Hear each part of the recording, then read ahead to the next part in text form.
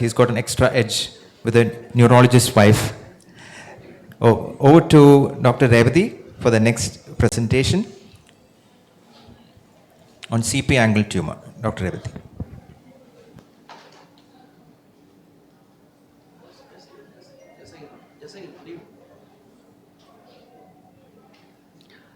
Good morning again, everybody. CP angle tumor, we have selected this topic as part of the afferent problems.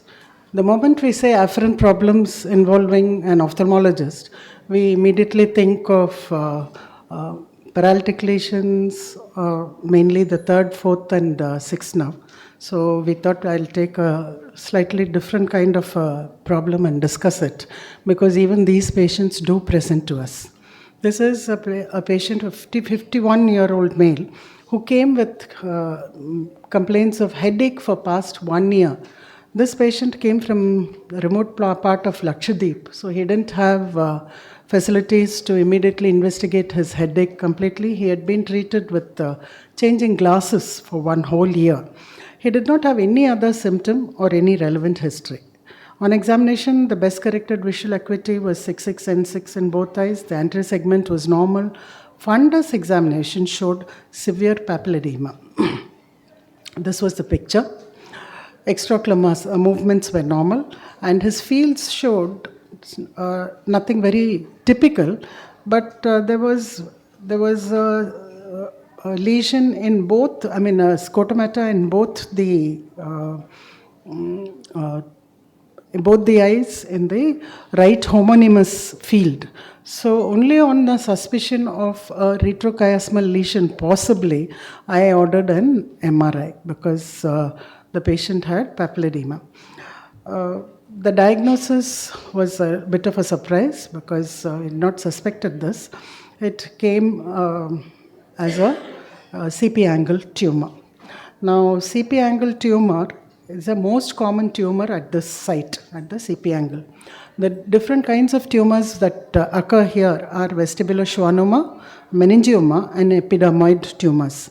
The diagnosis is usually made on history, physical examination, and audiometric and radiological evaluation, because the patient many a time has got tinnitus and hearing loss.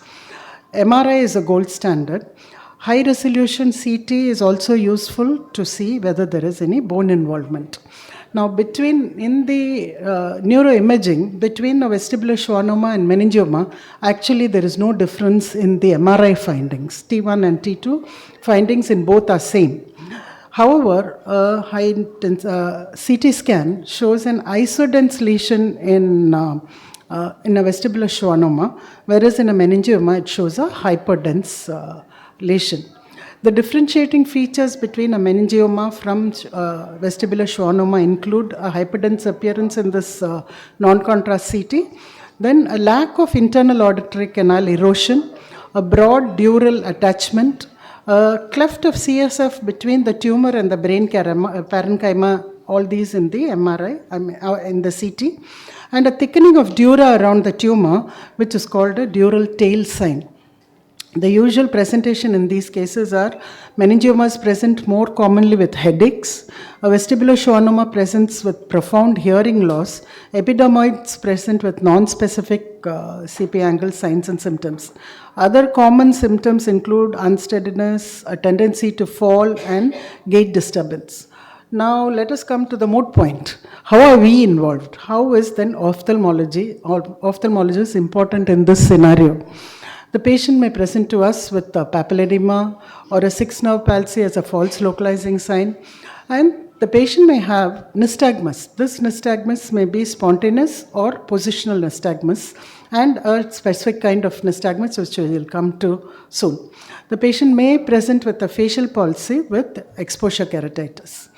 Now, nystagmus and CP angle tumors, as I said, spontaneous or positional, and most often it is directed towards the intact side, that is the contralateral to the lesion, as a consequence of vestibular deficit.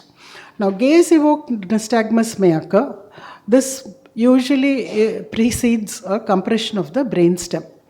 Then the other kind of nystagmus which we are at least academically quite familiar with is a Brunn's nystagmus, which is a type of nystagmus quite typical of CP angle tumors.